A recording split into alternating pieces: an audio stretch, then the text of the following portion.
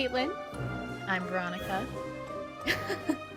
And welcome to Baphomet's Cozy Perch. Thank you for joining us for episode 2. We're glad that you guys came back to listen to this. Or if it's your first time listening, hi, welcome.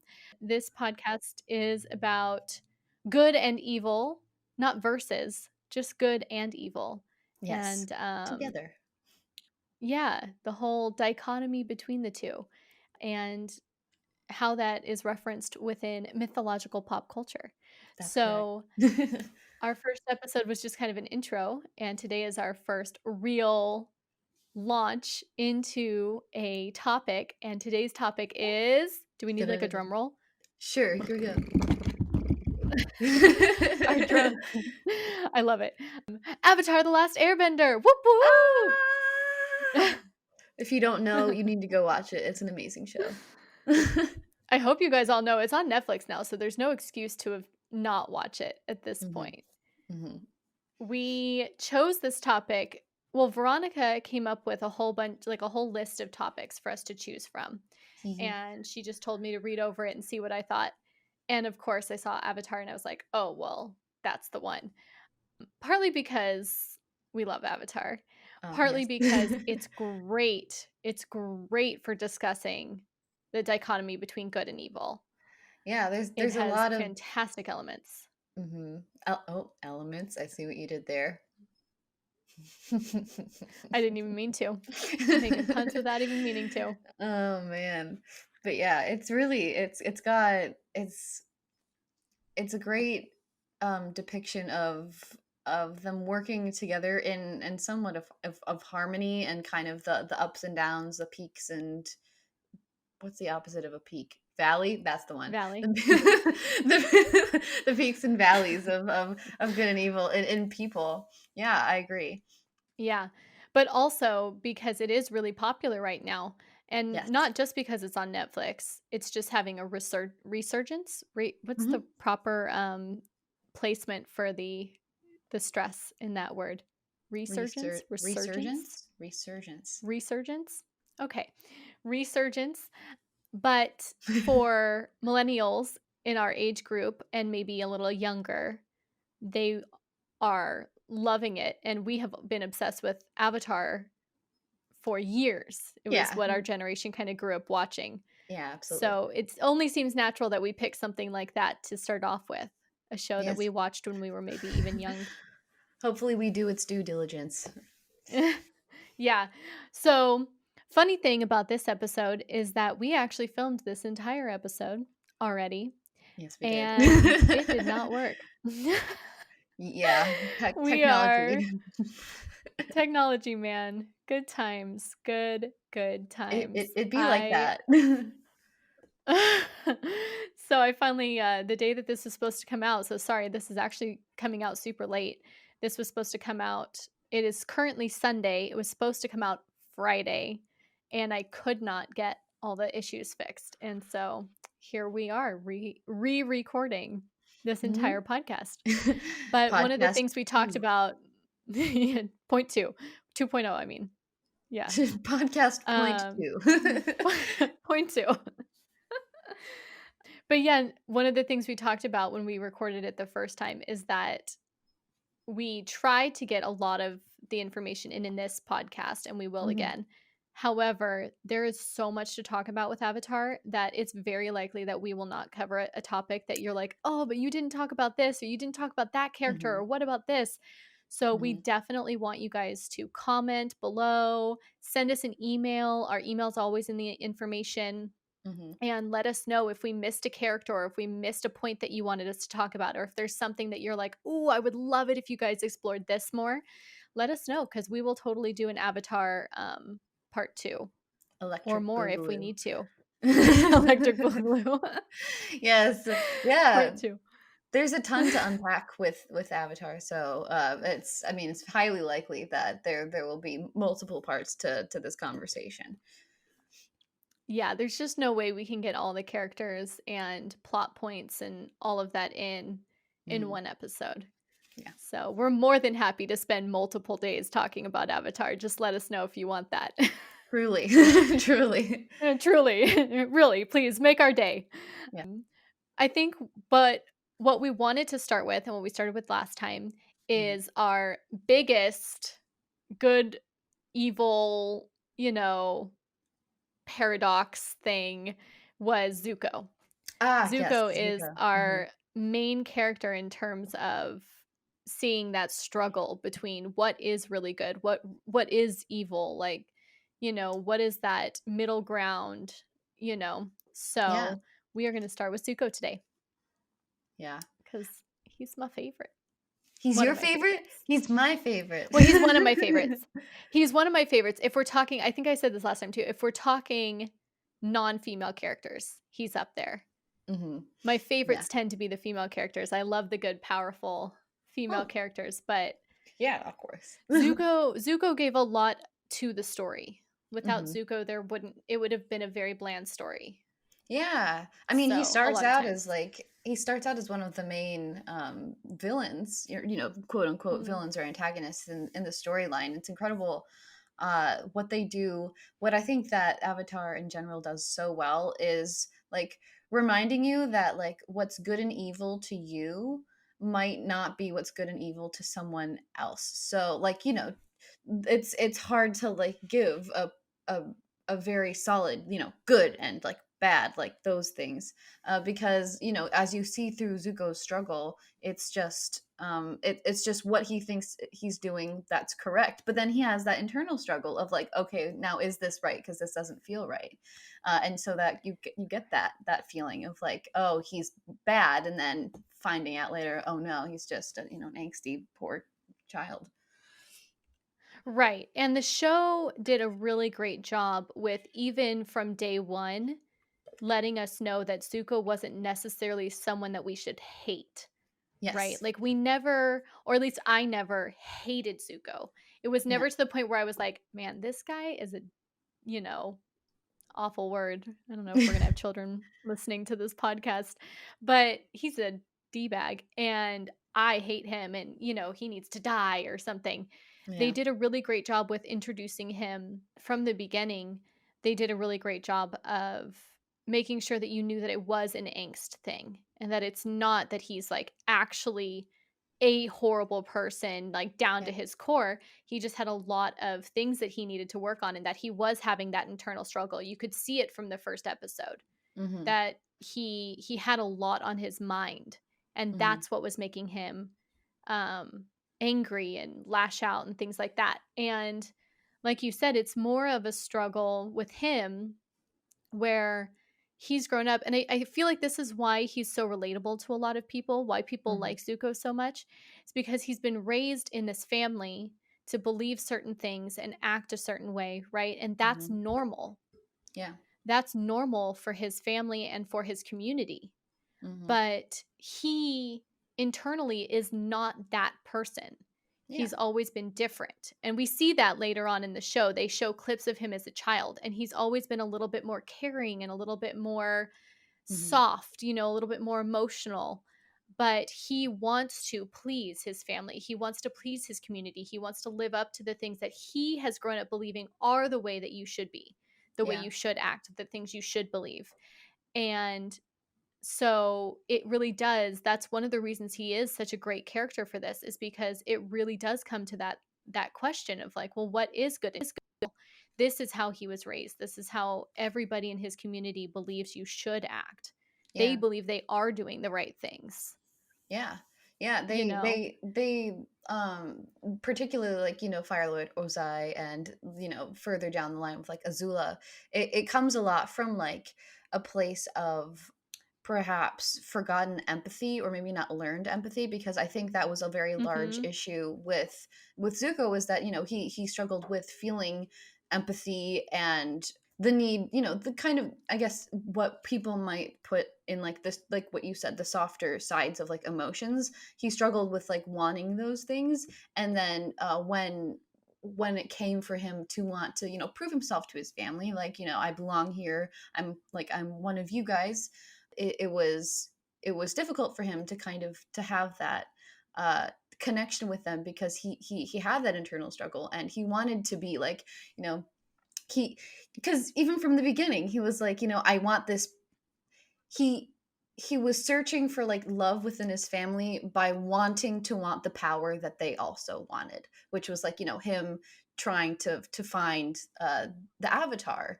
And it's it's very, humbling and relatable, not obviously in the search for the avatar, but like, trying to put yourself in a place where you feel like you're doing the right thing for what you think are the right people, and it comes out looking like not particularly evil maybe, but more just like bad or like rude or mean. And how are you supposed to know what those people are thinking unless you know what's going on in their life, which for him is he's just trying to be, he's just trying to be the son that his father wants him to be, and he's just not that person. And I like that within his storyline he ends up, first making little slips, like with the blue spirit situation, where he's like, damn it, or gosh darn it, I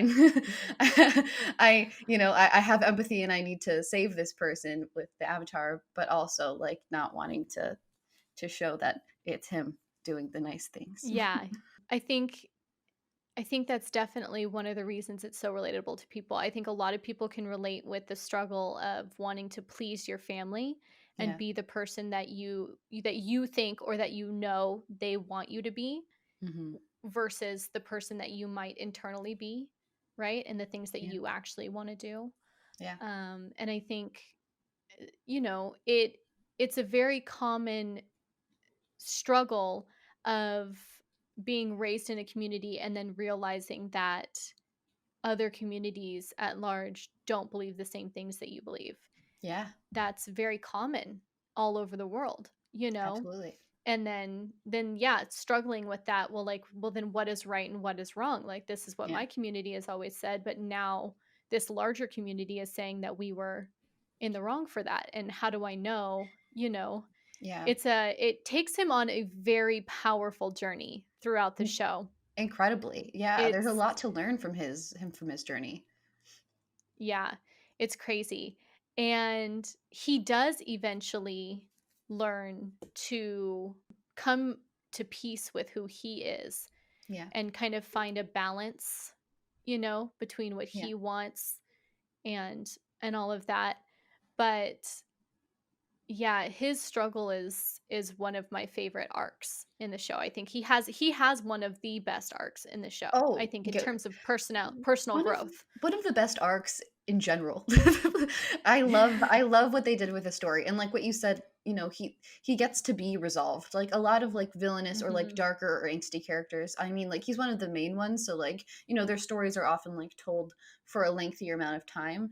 But it was very powerful, especially as a kid, to be able to see somebody who started as one would think like kind of a darker character turn into someone who is comfortable with themselves and is able to work and be themselves and feel happy with themselves without the need to please their family or the other people, and come to terms with that and be a more peaceful, like happy person.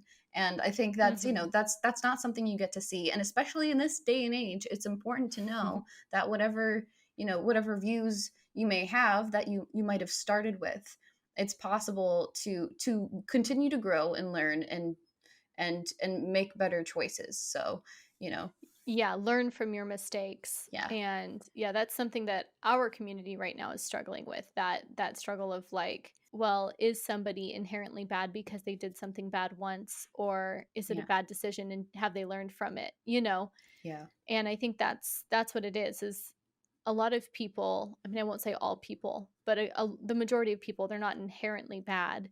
They hmm, have views based off of where they grew up, how they were raised, yeah, things that they've read, yeah, and maybe they may be limited views. Maybe they haven't gotten to have the education that other people have had, or maybe they haven't gotten to explore the world the way other people have gotten to explore the world, or yeah, whatever.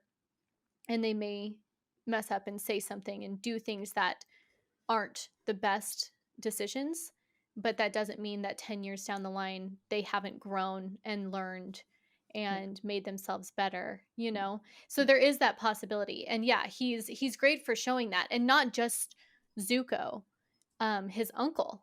does it Yeah. before him. Yeah. And that's one of the great things I liked about having his uncle as a character Uncle because Iroh.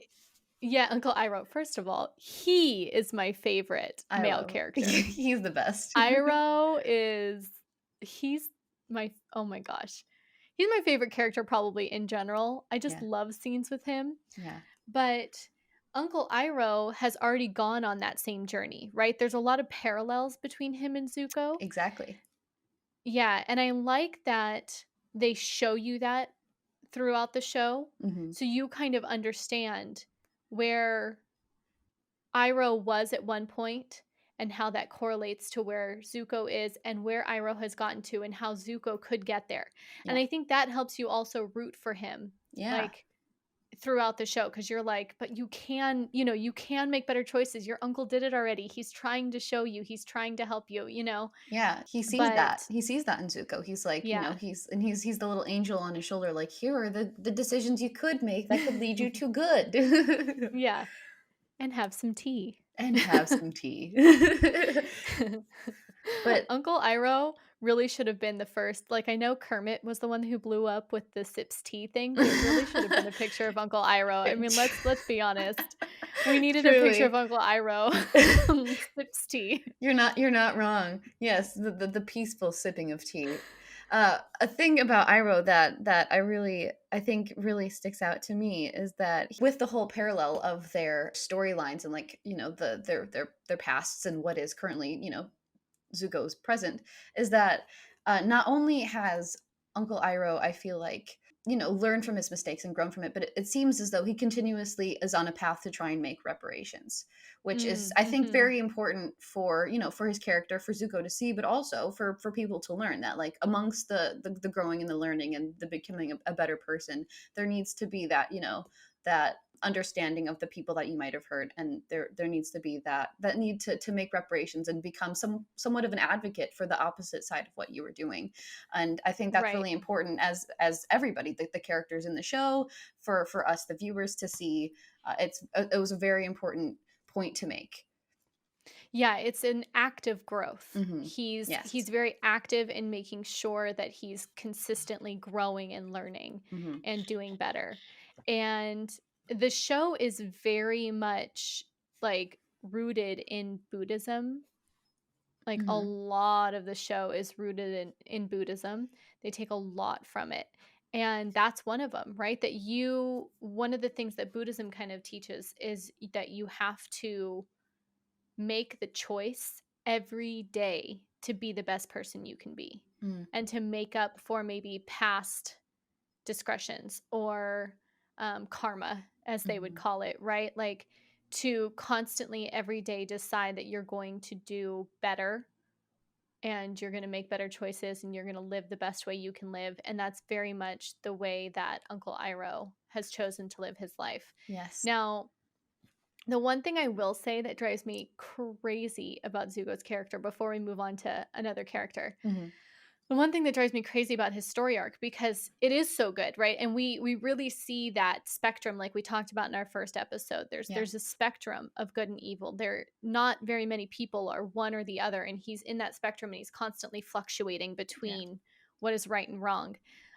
But it drives me crazy that we never really got a full, what's the word, closure. We never got full closure Hmm. with Zuko's character Hmm. because it ended the last episode with him asking where his mom was, and then we never got to find out where. I It drives me know. crazy. It's like one of his like things through the whole show is trying to figure out what happened to his mom and whether or not Yeah. she's still alive and all these things, and he's finally become the better person that he can be, and Hmm. he's happy with himself, he's content, he's zen, he's ready to rule, and he's like, I am ready to know what happened to my mom, I'm going to figure it out, I'm going to do what I can.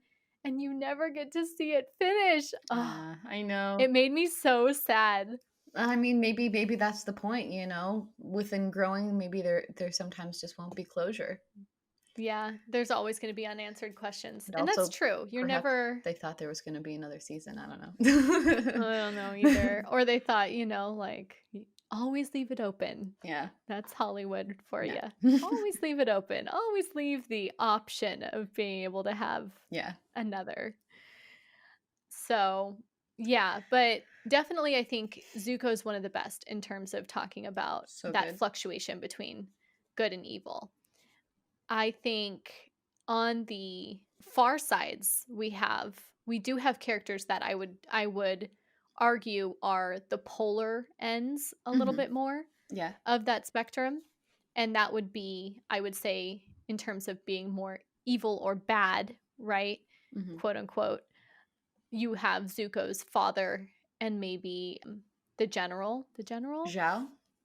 Yeah, Mhm. Zhao. Mhm. So you have them. They are very much on that kind of polar end of evil within the story. Yeah. And I what I like about that is even though they are on that end and you don't see a lot of redeeming qualities for them, right? Mhm. I think the show still did a really great job with showing why they are that way Mhm. and what's really fueling it.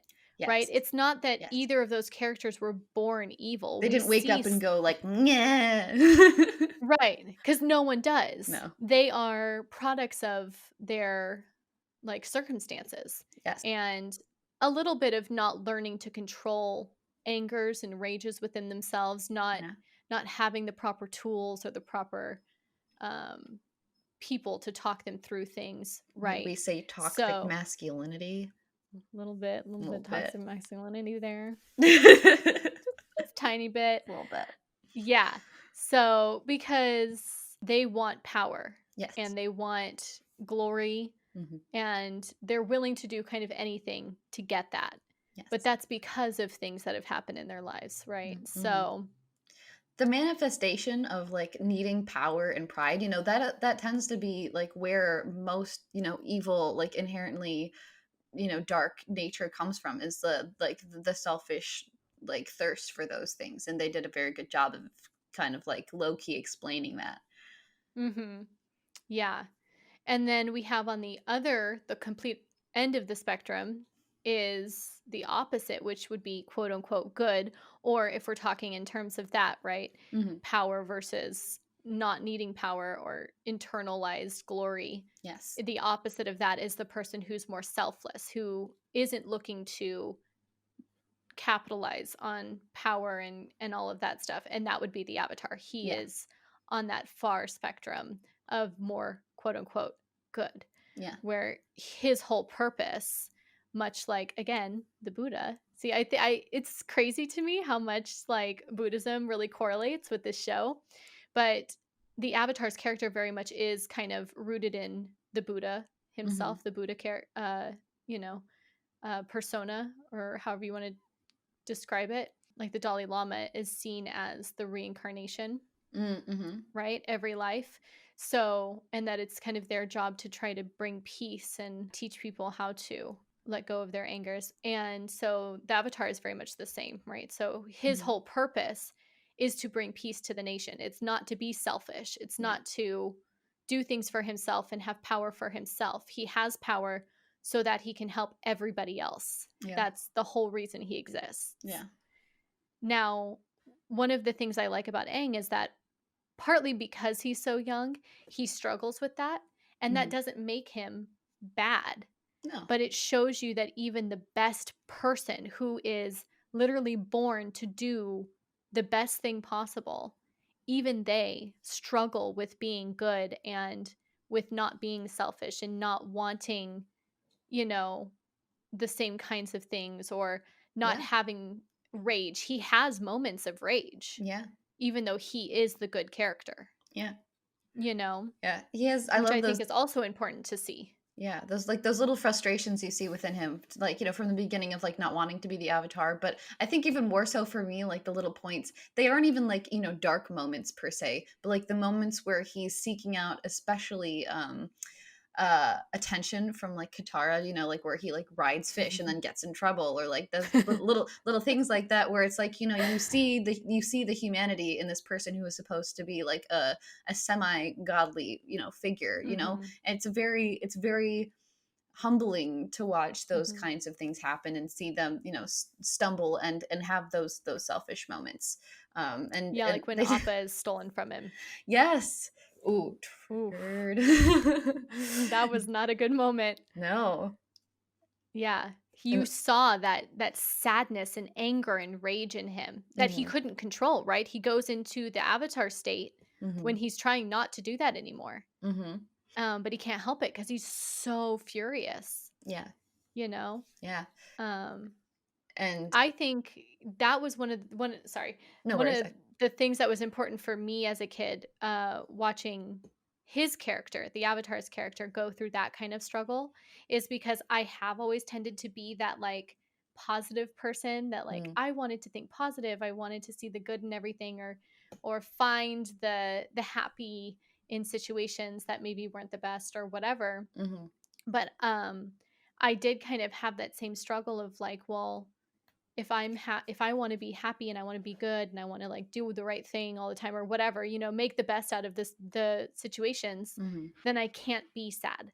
Then I can't be angry. I Ah, can't be, you know what I mean? Like I felt mm, like I couldn't always show those emotions or that if I did it I wasn't being that positive person. mhm, People would constantly talk like in my family would tell me like, "What, Caitlin's the positive one. She's always happy. She's always bubbly. She's always talkative, whatever." mhm. So I felt like I couldn't have those moments sometimes of not being that, right? Interesting. Because then Uh-huh. it would be like, so, but what that shows you is, again, it's a spectrum. Everybody has feelings, everybody has emotions, everybody has ups and Mhm, downs. Nobody is always happy or always good. mhm, Nobody is always angry or always evil or, there's a spectrum to it. And you need to learn to be okay with that, mhm. and let it happen Yeah. and write it out and learn from it, you know? So I Unless think we're that's talking important like to see. serious problems, like if we're talking about Well, like murder, perhaps maybe not that. But yes, yes, that's agreed. different. Yeah, yeah, this when we're talking about normal good versus evil in people, I serial killers are not in my That's list not there. it. That's not it. No, they are a whole different like spectrum on their own. And that has a lot to do with neurological disorders a lot of time. I can't talk. Yes. Yeah. Lots of Slurring my nature words all of a versus sudden. nurture and all of that. Yeah. Yeah.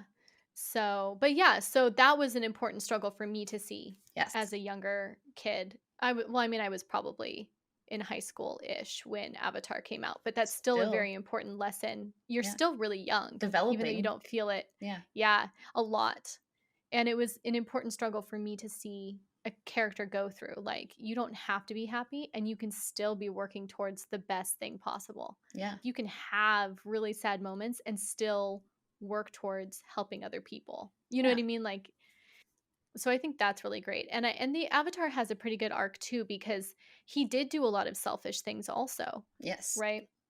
He knew that he was supposed to be the one to save the world. Mhm. And but he was a kid and he was scared. And when it came down to it, he wasn't ready.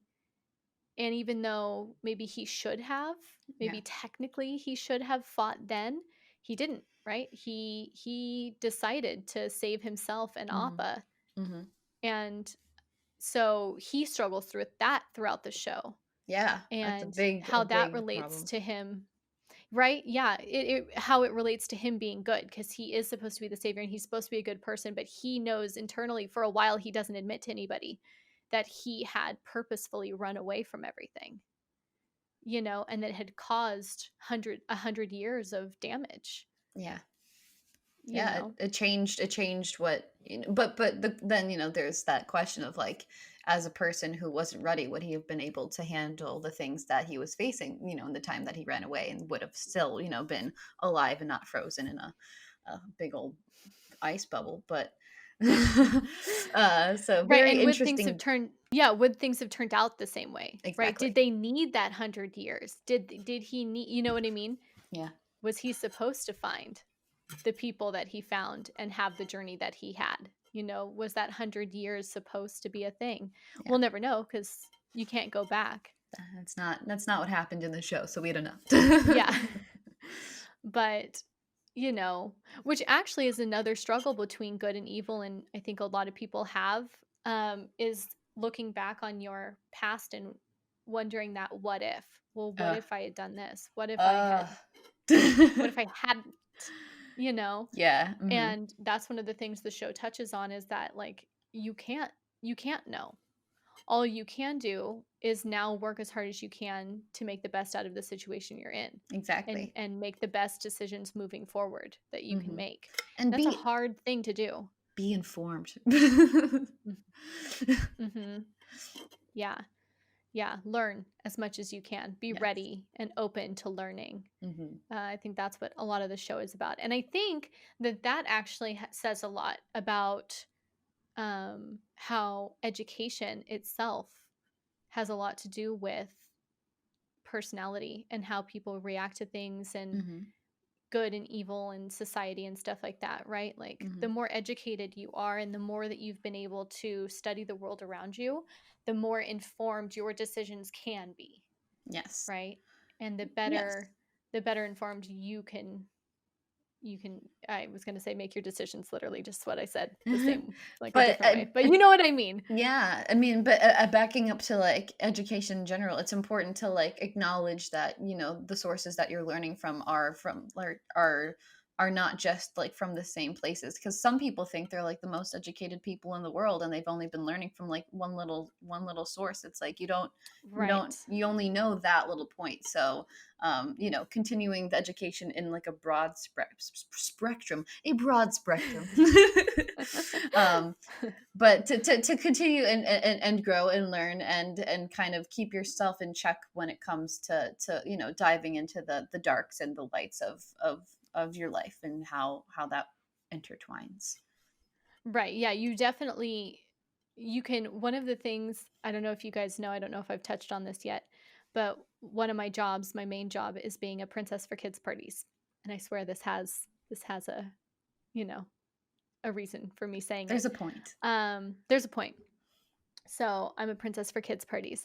And one of the things that I tell kids all the time, especially when I'm Elsa or Anna, in Frozen 2, when I'm doing that story, um, Elsa and Anna are trying to fix something within Frozen. Wow, we're going off on a whole different tangent here. I'm going to try to make it quick. They're going off and they only know the part of the story that their dad told them Hmm. when they were kids, Hmm. right? But that doesn't mean they know everything that happened.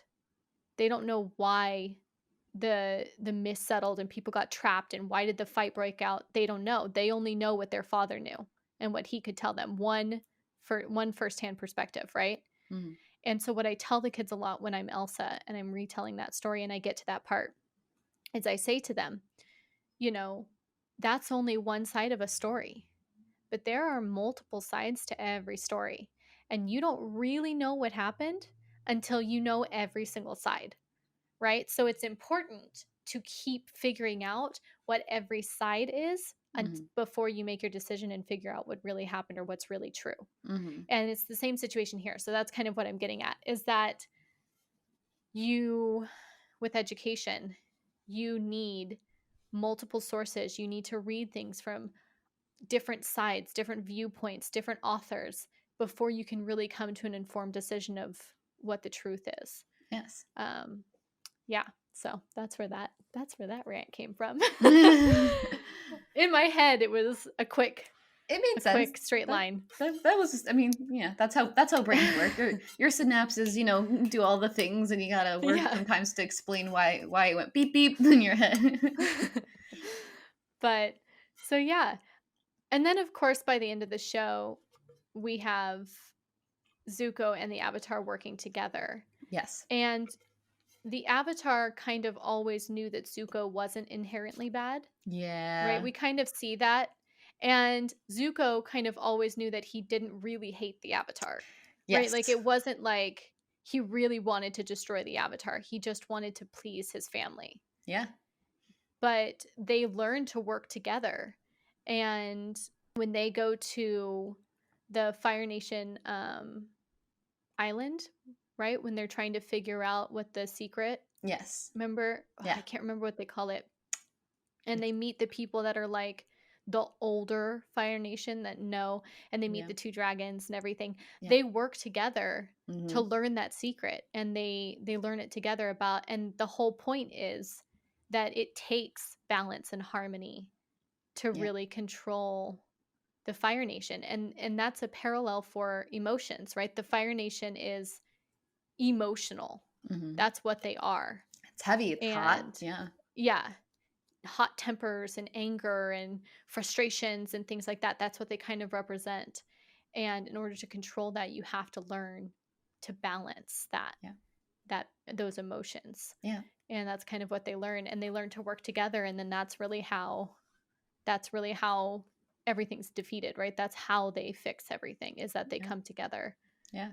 And yeah, it just shows you that you're not there, they weren't neither of them were good or bad.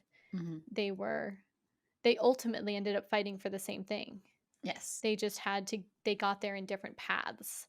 Yes. So, Yes. which I think is very They interesting. both realized, that they're much more similar than they were different, and I think that's an important takeaway from that situation. I love that you said that the whole the Fire Nation, they need, like, they need the balance, because even when Aang first wanted to start learning to master firebending, his first instructor was like, you have to really master, like breathing and making sure that you're not like spewing it everywhere, because this is fire, it eats everything up, and it's just such a metaphor, and then it comes back at the ending like that, and Yeah. gosh, they're so smart. Yeah. Well, and Aang doesn't get it at first Nope. when he's being taught that. He's very frustrated with how Yeah. he's being taught to control fire, and it's not until he goes up against Zhao Hmm. and starts to realize how uncontrolled his rage and anger is, Yeah. and how that means that he will destroy himself. He literally will destroy himself because he can't control himself. Yeah, or hurt And other so people. Aang Right. And so Aang just lets him destroy his entire fleet of ships. Like, Yeah. Aang does really nothing. He jumps around the boats and does nothing, doesn't try to shoot anything back at him, doesn't really Hmm. fight. And Zhao literally destroys his own fleet. He destroys himself. He traps Yep. himself on that shore, you know. So, and that was the first time that Aang was like, "Oh, the teacher was right." I see what you see. I see what I you get mean. it.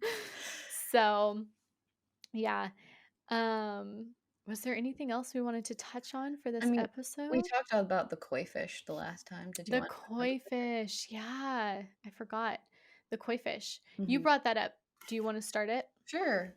So one, I guess, the final little topic that I find very interesting, perhaps not so much a representation of like particular good and, like, versus particular evil, but something that I thought was a very interesting representation of just like life in in its state of being, was the koi fish from the Mhm. last few episodes of season one. I can't remember if they ever come back into play at any other point during the Mm-mm. I didn't think so.